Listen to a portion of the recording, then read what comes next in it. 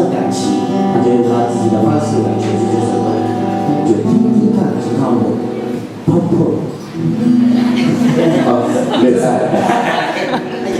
这首歌是我跟海耀在那时候在谈恋爱的一首歌曲。你什么时候跟我谈恋爱的？刚刚找我原来人在一起哦。你不觉得我刚走出来是小指勾小指吗？而且是脚趾哦。哦，你们大人都这样。我找小孩子放在家里。没有了，开玩笑的，你们不要当真了。这首歌是原住民经常传唱的一首歌曲，叫《山地小姑娘》哦，应该大家有听过，如果说有机会看一下原音弹。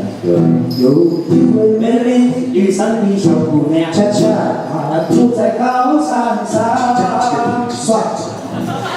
大概是这样。这首歌编的边看看就边看。